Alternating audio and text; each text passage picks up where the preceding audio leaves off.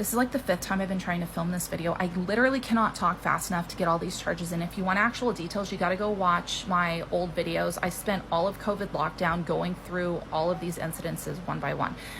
Anyway, so the police first arrested him for DV. It was 2018. He got arrested for false imprisonment. A month later, he got arrested for spousal abuse with serious injury. That was pretty bad.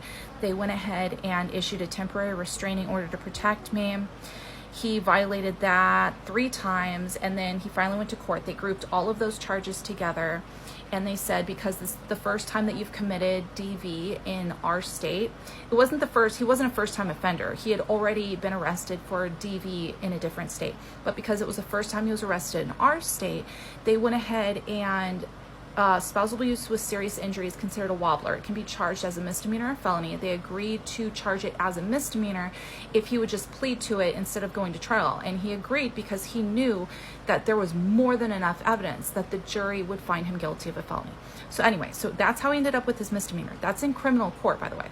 So then he continued to, after that, they issued a criminal protective order. It was a no-contact criminal protective order, which he did continue to violate. So he violated that two times, and then on the 3rd time, he got arrested for stalking and another violation of the restraining order.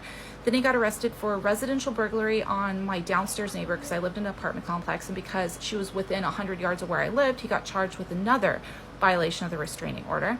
Then he got, a couple weeks after that, another violation of the restraining order, and then I moved, and then the following month he followed me here, and he got arrested for stalking, spousal abuse with minor injury, residential burglary against me, willful cruelty to a child, that was against our son, and another violation of the restraining order.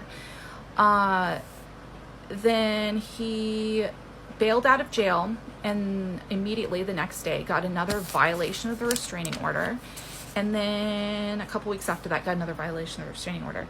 So because of, they took all of those, grouped them together, and because residential burglary is actually considered a strike in the state, that meant prison time.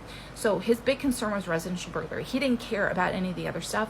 So he agreed, they did a plea deal. He agreed to plead guilty to 2 of the domestic violence arrests or charges or whatever, as long as they would drop the residential burglary. And so they, agreed to that. So that's how he ended up getting the 2 felonies. Once again, that's in criminal court. And then just so you know, he's violated multiple times after that. There is still a criminal protective order in place, and that's all through the actual criminal court. Although I do have a 5-year domestic violence restraining order through civil court.